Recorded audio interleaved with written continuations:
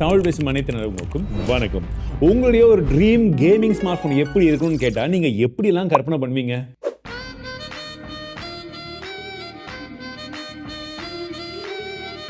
But இந்த smart போன்ல அந்த கற்பனையில் இருக்கக்கூடிய எந்த விதமான விஷயங்களும் கண்டிப்பா இருக்க போறது கிடையாது. ஏன்னா அந்த மாதிரி ஒரு ஸ்மார்ட் போன் கொண்டு வந்திருப்பாங்க. பட் ஒரு பெர்ஃபெக்டான கேமிங் ஸ்மார்ட் போன் எப்படி இருக்கணும் அப்படின்னா கிட்டத்தட்ட இப்படிதான். பட் அது பெர்ஃபெக்ட்டா இருக்கான்றத பத்தி இந்த வீடியோல பார்க்கலாம். சோ இதுதான் ASUS உடைய ROG Phone 9 Pro. இன்னைக்கு மார்க்கெட்ல நிறைய ஸ்மார்ட் போன்ஸ் நாங்களும் கேமிங்காக தான் இருக்கும்னு சொன்னாலுமே டெடிகேட்டடான கேமிங் ஸ்மார்ட் போனான்னு கேட்டீங்கன்னா கண்டிப்பா கிடையாது. பட் ஒரு கேமிங் ஸ்மார்ட் போன் பார்க்கிறதுக்கு இப்படி எல்லாமா இருக்கும் அப்படின்னு சொல்லி ரீசெண்ட் டைம்ஸ்ல நம்மளே இந்த நூபியா ஸ்மார்ட் போன் வந்து ரிவ்யூ பண்ணியிருந்தோம். அதை பார்க்கும்போது நிறைய பேருக்கு ப்ரோ இது நல்லா இருக்கு, வித்தியாசமா இருக்கு அப்படின்னு சொல்லியிருந்தீங்க. ஆனா அதுலயும் ஒரு சில குறைபாடுகள் இருந்தது. ஸோ கேமிங் ஸ்மார்ட் போனுக்கு இருக்கக்கூடிய அந்த குறைபாடுகளை எடுத்துட்டு ஒரு நார்மல் ஸ்மார்ட் போன் மாதிரி மாத்தினா எப்படி இருக்குன்றது தான் இந்த ROG வந்து பண்ணியிருந்தாங்க. இதில் இல்லை, போன வருஷமே பண்ணியிருந்தாங்க. அதே மாதிரி டிசைனில் தான், பட் இந்த வாட்டி கொண்டு வந்திருக்காங்க. போன வாட்டி நமக்கு ரிவ்யூ பண்ண வாய்ப்பு கிடைக்கல, பட் இந்த வாட்டி இம்போர்ட் பண்ணிட்டோம். ஸோ இந்த ஸ்மார்ட் ஃபோனை பார்க்கும்போது உங்களுக்கு இருக்கக்கூடிய ஃபீல் என்னன்னு பார்த்தீங்கன்னா, இது பார்க்கறதுக்கு ஒரு கேமிங் ஸ்மார்ட் ஃபோனுடைய ஃபீல் வந்து கண்டிப்பாக கொடுக்கல. எனக்கு அந்த மாதிரி வந்து கொடுக்கல. பட் இதில் இருக்கக்கூடிய விஷயமே என்னென்னு பார்த்தீங்கன்னா, ஒரு நார்மல் ஸ்மார்ட் ஃபோனுடைய ஃபீல்லையே உங்களுக்கான கேமிங் பர்ஃபார்மன்ஸை கொண்டு வரும் அப்படின்னு சொல்லியிருக்காங்க. ஏன்னா சுற்றி நீங்கள் வந்து பார்த்தீங்கன்னா அந்த ROGயில் இருக்கிற மாதிரியே 2 டைப் சி போர்ட் கீழேயும் இருக்குது, இந்த சைட்லேயும் வந்து கொடுத்துருக்காங்க. கீழ் பகுதியில் என்னடா ஒரே ஒரு கன்ஃபியூஷன் பார்த்தீங்கன்னா அந்த டைப் சி போர்ட்டை வந்து ஓரமாக வச்சிருக்காங்க. பட் மற்றபடி 3 மைக் இருக்குது. பின் பக்கமாக இந்த கேமரா டிசைன் தான் கொஞ்சம் இல்லை ரொம்பவே வித்தியாசமாக எனக்கு தெரியுது. உங்களுக்கு எப்படி தெரியுதுன்னு சொல்லுங்கள். அண்ட் மற்றபடி கையில் ஹோல்ட் பண்ணும்போது இதுக்கு முன்னாடி நம்ம யூஸ் பண்ண அந்த ஃபோன் ரொம்ப பாக்ஸியாக இருக்கும். கையில் பிடிக்கும்போது கொஞ்சம் அந்த ஃபீல் வந்து தெரியும். பட் இது வந்து பார்த்தீங்கன்னா அந்த கர்வ் சட்டிலாக வந்து இருக்குது. ஸோ கையில் பிடிக்கும்போது ஒரு நார்மலான ஒரு ஃபோனை பிடிக்கிற ஃபீல் தான் இருக்குது. அண்ட் வெயிட்டும் பார்த்தீங்கன்னா 228 கிராம் தான். அண்ட் நார்மலாக கேமிங் ஃபோனில் இல்லாத ஒரு விஷயத்தை இவங்க கொண்டு வந்திருக்காங்க. IP68க்கான ரேட்டிங் இருக்குது. அண்ட் பின்பக்கம் நமக்கு ஃபுல் அண்ட் ஃபுல்லாக மேட் ஃபினிஷ் தான். எந்த ஒரு ஃபிங்கர் பிரிண்ட் ஸ்மட்சஸ் எதுவுமே வந்து படுறது கிடையாது. ஆனால் கிளாஸ் யூஸ் பண்ணியிருக்காங்க. அதில் அதுவும் இருக்கு. எஸ், ஆனால் பார்க்கும்போது தெரியாதுல்ல.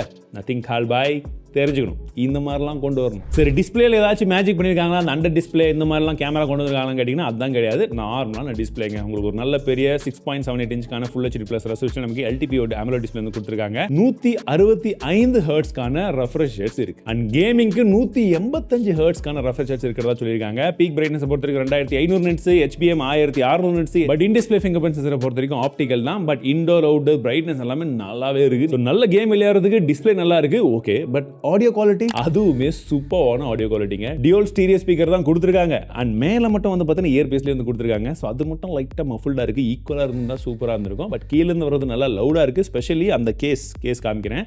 அந்த கேஸுமே வந்து பார்த்தீங்கன்னா அந்த ஆடியோ வர்ற மாதிரியே டிசைன் பண்ணிக்கிறதா சொல்கிறாங்க. நானும் நம்பல, பட் போட்டு பார்த்தா உண்மையாகவே அந்த டிஃப்ரென்ஸ் கொஞ்சமாக ஃபீல் ஆகுது. அப்போ முக்கியமாக ப்ராசஸர்னு பார்க்கும்போது இன்னைக்கு இதில் இருக்கக்கூடிய பெஸ்ட் இல்லை ஃப்ளாக்ஷிப் ப்ராசஸர்னு அழைக்கப்படக்கூடிய Snapdragon 8 Elite தான் வந்து கொடுத்துருக்காங்க. அஃப்கோர்ஸ் இருக்கிறதுலே வந்து இன்னைக்கு பவர்ஃபுல்லாக இருக்கக்கூடிய ப்ராசஸர். அப்போ AnTuTu ஸ்கோர்லேருந்து மற்ற எல்லா பெஞ்ச்மார்க்லையும் ஸ்கோர் ஓரளவுக்கு நல்லா தான் வந்துருக்கும்னு எதிர்பார்ப்பீங்க. ஒரு சிலதில் அடி வாங்கியிருக்கு. த்ராட்லிங்லையும் நீங்கள் தெரியும். அண்ட் 3D எக்ஸ்ட்ரீம் ப்ராசஸ்லையும் பார்த்தீங்கன்னா கொஞ்சம் ஸ்கோர் ஓகேவாக தான் வந்திருக்கு. சரி, இது பெஞ்ச்மார்க். ப்ராக்டிக்கலாக கேமிங் எக்ஸ்பீரியன்ஸ் எப்படி இருக்குது அதை சொல்கிறதுக்கு முன்பாக அந்த கேமிங் எக்ஸ்பீரியன்ஸை என்ஹான்ஸ் பண்ணுறதுக்கு வந்து பார்த்தீங்கன்னா நீங்கள் ஏர் ட்ரிகர்ஸ் வந்து கொடுத்துருக்காங்க. ஓகேங்களா? ஏர் ட்ரிகர்ஸை நீங்கள் கஸ்டமைஸ் பண்ணிக்க முடியும். கேமிங்க்கும் கஸ்டமைஸ் பண்ணிக்கலாம். கேமிங் அல்லாமல் நீங்கள் ஸ்மார்ட் ஃபோனுக்குள்ளே இப்போ டார்ச் ஆன் பண்ணுறது, ஃபோட்டோஸ் எடுக்கிறது. இன்ஃபேக்ட் பழம் எங்கடா பழத்தை வர சொல்கிறா ப்ரோ சொல்லுங்கண்ணா. கேமரா ஷட்டர் பட்டன் உங்ககிட்ட மட்டும்தான் இருக்குதுன்னு சொல்லியிருந்தீங்க. அது பேர் என்ன? மறந்துட்டேன். சரி, கேமரா கண்ட்ரோல் உங்களுக்கு இல்லைன்னு இருக்கு. எங்க டக்குன்னு அவர் ஒரு ஃபோட்டோ எடுக்க பார்க்குறாங்க. கேமரா கண்ட்ரோல் யூஸ் பண்ணி நான் எடுத்துட்டேன் ப்ரோ. இருக்கண்ணா எங்கண்ணா இப்படி வச்சு எடுங்க ப்ரோ. ப்ரோ ஏன் ப்ரோ கை ஃபோன் இப்படி பிடிக்காது? இங்கே பாருங்க, இப்படி பிடிச்சி எடுக்கணும் ப்ரோ. இங்கே பாருங்க, அது எட்டாது ப்ரோ. இங்கே பாருங்க, இங்கே பாருங்க, ஏடி இங்கே பாருங்க. எப்படி என்ன பட்டனே இல்லை?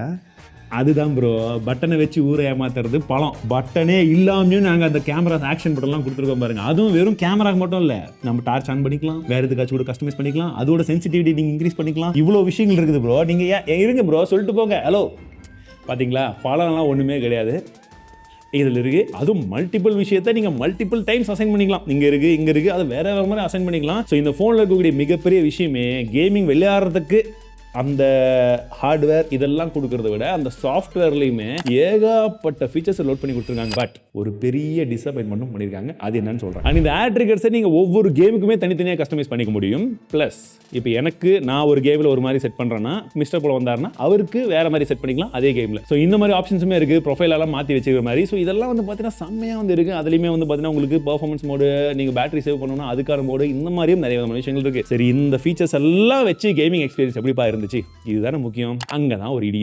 என்னன்னு பார்த்தீங்கன்னா, இது ரொம்ப கார்னரில் இருக்கிறதுனால இப்படி வச்சு விளையாடுறதுக்கு கொஞ்சம் பழகுற அளவுக்கு இருக்கணும். இது வந்து பார்த்தீங்கன்னா கரெக்டாக 3 நாள் ஆகுது. ஸோ ஃபஸ்ட்டு 2 நாள் வந்து இது கொஞ்சம் கஷ்டமாக இருந்துச்சு எங்கள் டீமில். ஐஃபோனில் இருந்துச்சு பார்த்தீங்களா, இங்கே அது பிடிச்சி விளையாடுறதுக்கு நல்லா இருக்கு, பட் கேமரா எடுக்கிறதுக்கு இது நல்லா இருக்கு. ஸோ இது கார்னரில் வச்சு ரெண்டுத்துக்குமே மேட்ச் பண்ண மாதிரி வந்து கொடுத்துருக்காங்க. ஸோ 3வது நாள் இன்னைக்கு விளையாடும் போது ஓரளவுக்கு கம்ஃபர்டபுளாக இருக்குன்ற மாதிரி தான் டீம் வந்து சொல்லியிருந்தாங்க. ஸோ இது பழகிறதுக்கு கொஞ்சம் டைம் ஆகும், பட் அந்த மாதிரிலாம் விளையாடணும் போது தான் இங்கே இருக்கக்கூடிய டைப் சி போட்டு வச்சு நீங்கள் கேம் ப்ளே பண்ணிக்கலான்ற மாதிரி கொடுத்துருக்காங்க. பட் அது போட்டு விளையாடும் போதும் ஃபோனோட வார்ம்னஸ் நல்லாவே உங்களால் ஃபீல் பண்ண முடியும். ஸ்பெஷலி இந்த மெட்டல் ட்ரீம்ஸ்லாம் நல்லா ஃபீல் ஆகுது. ஸோ இந்த 2 கேம் பிளேலுமே என்ன விஷயம் வந்து பார்த்தீங்கன்னா, உங்களுக்கு BGMI பொறுத்த வரைக்கும் நாங்கள் 1.5 hour கேம் பிளே பண்ணோம். அதில் 21.5% பேட்டரி ட்ராப் இருந்தது. ஹீட்டிங்கை பொறுத்த வரைக்கும் வெறும் 39 டிகிரி வரைக்கும் தான். சூப்பர். அதே போல் ஜென்ஷன் இம்பாக்ட்டுமே 1.5 மணி நேரம் விளையாடி பார்த்தோம். இதில் வந்து பார்த்தீங்கன்னா 24% பேட்டரி ட்ராப் இருந்திருக்கு. 43% வரைக்கும் தான் டெம்பரேச்சர் போயிருக்கு. ஸோ இங்கே என்னன்னு பார்த்தீங்கன்னா, டெம்பரேச்சரை வந்து கட்டுப்படுத்த ட்ரை பண்ணியிருக்கு. அட் த சேம் டைம் பேட்டரியை கொஞ்சம் அதிகமாகவே ட்ராப் பண்ணிருக்கு. நார்மல் கிரேட்ல நீங்கள் இந்த கேமிங் ப்ரொஃபைல்ஸ்லேருந்து எல்லா விதமான விஷயங்களும் வந்து மாற்றிக்க முடியுதுங்க. பின்பக்கமாக இந்த டிசைனை பார்க்கும்போது ரொம்ப நார்மலான ஒரு ஃபோன் மாதிரி தெரியுதா? இப்போ கேமிங் ஃபோன் மாதிரி தெரியணும்னா இந்த மாதிரி நீங்கள் மாற்றிக்க முடியும். அப்போ இதில் எவ்வளோ LED வச்சிருக்காங்கன்னு பார்த்தீங்கன்னா, 648 ப்ரோக்ராமபிள் மினி LED யூஸ் பண்ணிக்கிறதா சொல்கிறாங்க. நீங்க music, incoming calls, notification, charging, record டைம்க்கா இருக்கட்டும், கவுண்டர் டைம்க்கா இருக்கட்டும், இல்லை போட்டோ எடுக்கும்போது கூட சின்ன இந்த மாதிரிலாம் வந்து வருது. கஸ்டமைசேஷன் ஆப்ஷன் ஏகப்பட்டதாக அவைலபிள் இருக்குதுங்க. பார்க்கறதுக்கு சூப்பர் கிரேசியாக இருக்குது. ஆனால் என்னன்னா, பின்னாடி அந்த மாதிரி ஒரு டிஸ்பிளே இருக்குன்றதே யாருக்கும் தெரியாது. ஒரு சில டைமில் உங்களுக்கு போர் அடிக்குது, ரொம்ப பெரிய கேம்லாம் விளையாடணும்பா, கேஷுவலாக கேம்ஸ் விளையாடணும்னு நினச்சிங்கன்னா, இதுலேயே நீங்கள் அந்த கேஷுவல் கேம்ஸுமே விளையாட முடியும். அப்படியே ஃபோன் திருப்பி வச்சு இப்படி வச்சு இங்கே இருக்கக்கூடிய ஏர் ட்ரிகர்ஸ் யூஸ் பண்ணி நீங்கள் சின்ன கேம்ஸ் எல்லாம் விளையாடிக்க முடியலாம். அதாவது வந்து ஃபோனில் நாங்கள் டிசைனாக கொண்டு வரோன்ற போது இந்த மாதிரி இருந்ததுன்னா ஒரு பர்ஃபெக்டாக இருக்கும்னு எனக்கு தோணுது. உங்களுக்கு என்ன தோணுது? நமக்கு அந்த மாதிரி கிளிஃப் லைட் வேணுமா, இல்லை இந்த மாதிரி இருக்கக்கூடிய டிசைன் வேணுமா? உங்களுடைய ஆப்ஷன்ஸ் எதுவாக இருக்கும்? பேட்டரியை பொறுத்த வரைக்கும் போன வாட்டி 5500 mAh இருந்துச்சு, அதுக்கு முன்னாடி வாட்டி 6000 mAh இருந்துச்சு. கட் பண்ணிட்டாங்கன்னு எல்லாம் திட்டிட்டு இருந்தாங்களேன்னு சொல்லிட்டு இப்போ 5800 mAh பேட்டரியை கொடுத்துருக்காங்க. பட் பேட்டரி ட்ரைனிங் கொஞ்சம் ஃபாஸ்ட்டாக தான் இருக்கும் கேம் விளையாடும்போது. 65 வாட்க்கான ஃபாஸ்ட் சார்ஜரை பாக்ஸ்லேயே தராங்க. அண்ட் வயர்லெஸ் சார்ஜிங்கான சப்போர்ட்டும் இதில் வந்து கொடுத்துருக்காங்க. அது 15 வாட். அண்ட் மற்றபடி ப்ளூடூத் 5.4, Wi-Fi 7, டியூவல் 5G பேண்ட்கான சப்போர்ட் கொடுத்துருக்காங்க. NFC வந்து இருக்குதுங்க. ஸோ இதெல்லாம் வச்சு பார்க்கும்போது இந்த ஃபோன் எப்படி இருக்கு? ஏன்னா ஜென்ரலி ஒரு கேமிங் ஃபோனை பொறுத்த வரைக்கும் டிசைன் பார்க்கறதோட மாறுதலாக இருக்கு, கைக்கு பிடிக்கிறதுக்கு எல்லாமே நல்லா தான் இருக்கு. பட் கேமரா எப்பவுமே டிஃபால்ட்டாக கேமிங் ஃபோனில் அந்த அளவுக்கு நல்லா இருக்காது, சொதப்பல் தான் செய்வாங்க. ஆனால் இந்த ஸ்மார்ட் ஃபோனை பொறுத்த வரைக்கும் இந்த கேமராவை எடுத்து பார்த்தீங்கன்னா அதே மாதிரி தான் இருக்கு. பெருசாக ஒன்றும் மாறின மாதிரி எனக்கு தெரியல.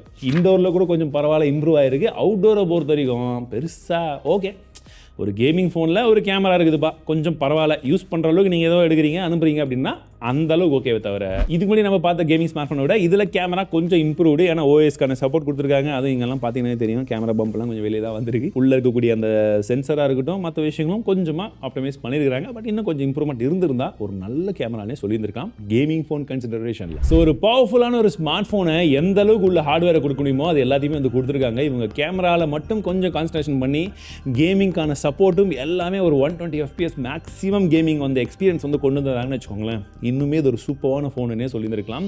பட் உங்கள் கருத்துக்கள் இந்த ஸ்மார்ட் ஃபோனை பற்றி என்னன்னு சொல்லுங்கள். அண்ட் ப்ரைஸிங் கேட்குறீங்களா? இதுதாங்க இதோட ப்ரைஸிங். இந்த மொபைல் இந்த விலைக்கு ஒர்த்துன்னு நினைக்கிறீங்களா, இல்லை கேமிங் ஸ்மார்ட் ஃபோனே ஒர்த்துன்னு நினைக்கிறீங்களா? உங்கள் கருத்துக்கள் என்னன்றதை ஷேர் பண்ணுங்கள்.